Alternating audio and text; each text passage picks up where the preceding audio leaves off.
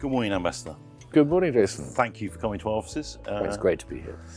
Your final visit to the Balearics as British Ambassador. Any regrets? Regret? Yes.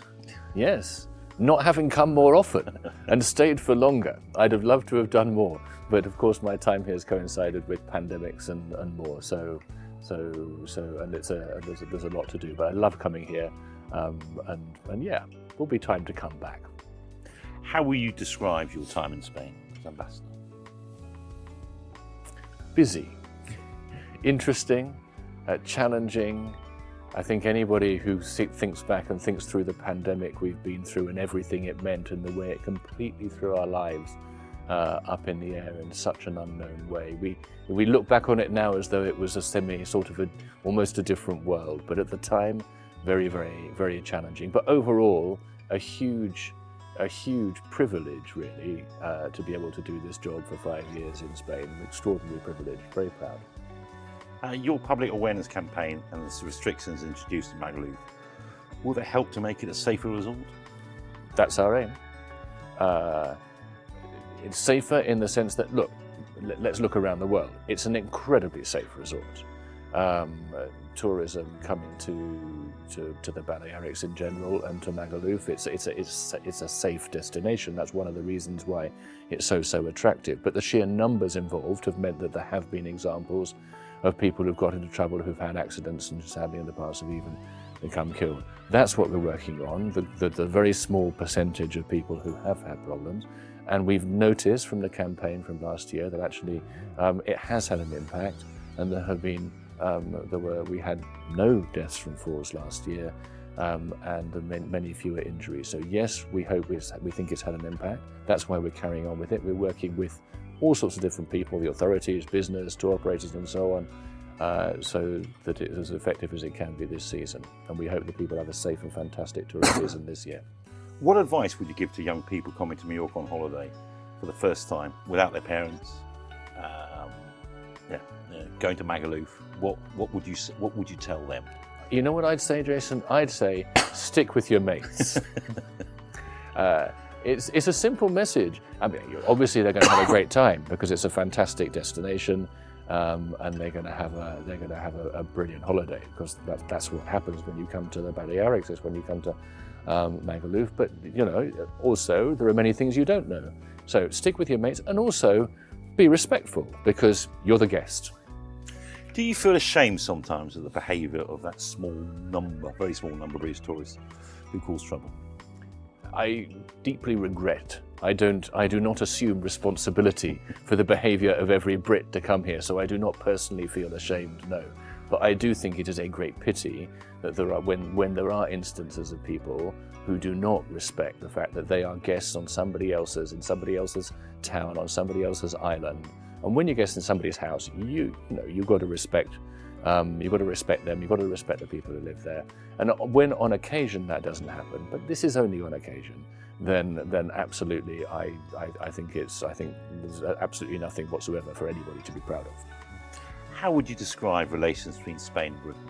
Excellent. They're very, very strong, and across so many different areas.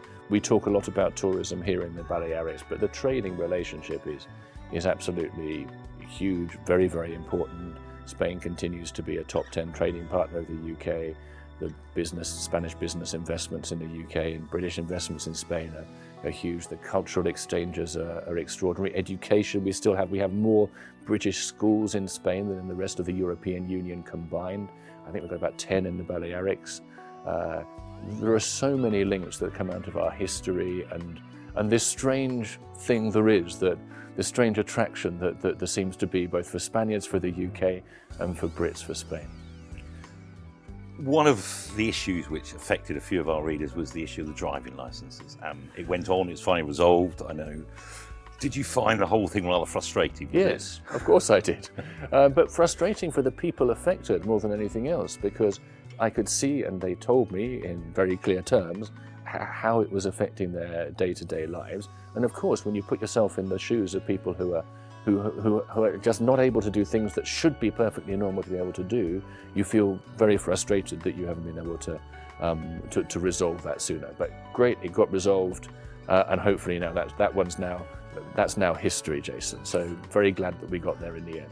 Your latest advice is to swap your green certificate for the TIE card because of the introduction of the entry and exit system. What problems do you think British residents of the Balearics could have at the airport if they do not change their green certificate for the TIE card? It could take longer to get through and be more difficult to get in. So get your TIE. Your green certificate is still technically valid, but if you want to make life easier for yourself, get your TIE. I mean, that's the simple message. It will just be life will be a little bit more difficult, a little bit more complicated when you're crossing the borders. We're already seeing, actually, because these days, I know some people are a bit worried about ID cards and so on. It's a very British thing as well, this debate about ID cards, but we're in Spain. ID cards are the norm in Spain, and the simplest way of being able to go about your business and interact with authorities in Spain, not just across borders, but we found people who've had their residence card rejected by other authorities for other administrative purposes. We've helped them, and that shouldn't be the case. But the reality is that if you get your TIE, it's relatively quick and cheap and easy to do. Get your TIE, be much easier. You'll make life easier for yourself. The 90-day rule, do you ever think it will be scrapped? I hope it will be. I hope that we will be able, in the future at some stage, and the not too distant future, to have a situation whereby the 180 days that spread out however anybody wants in the year, that any European can have coming into the United Kingdom. It would be fantastic if that could be the same for Brits coming to Spain. Obviously, that's a decision for the Spanish authorities. And you know, as I say, we're sort of guests here. We respect the rules. It would be fantastic because we think it would be a win-win, because many of the people who have second homes here and have made sort of part of their lives here play a huge amount and contribute an awful lot to local societies, not just the economy, but to social life and to sort of the fabric of society in many of the places where they have spent time. So we think it's really win-win. Has Brexit made life more difficult for Brits in Spain?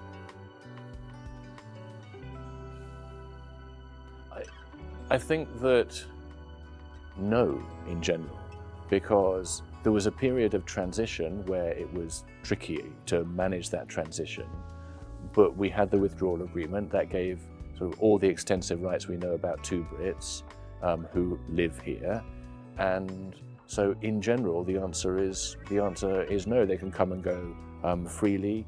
The difference and live their lives much as they did before. So I think the answer is no.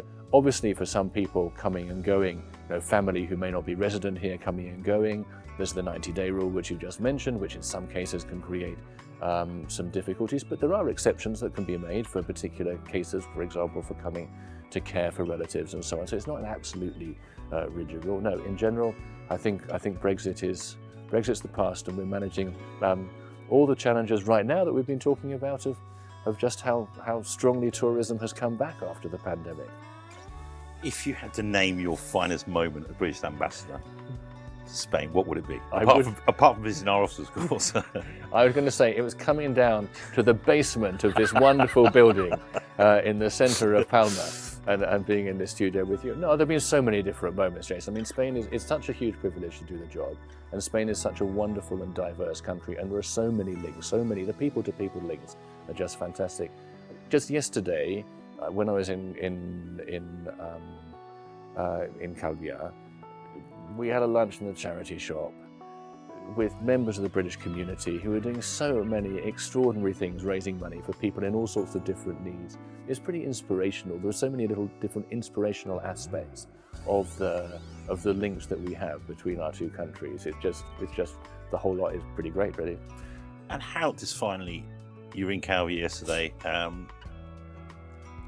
the St. George celebrations, do you think that was a good idea? Would you like to see more of these things? Would you like to see more areas of Spain? Look, the Ayuntamiento of Calgary takes the decisions it takes, and what we do, we thought it's a lovely gesture. If you talk about St. George, we we think it's a very friendly thing to do, to recognise the links that there are, and it's that friendship that we really appreciate. So people seem to have a very good time, didn't they? Good. And finally, marmalade. Now, we did have a small gift for you with the form of some soya marmalade, but it hasn't arrived, so we'll send it to the embassy. You are a major fan of marmalade, are you? I've been made to make the odd pot or two. Brilliant. Thank you very much, Ambassador. Thanks very much, Jess.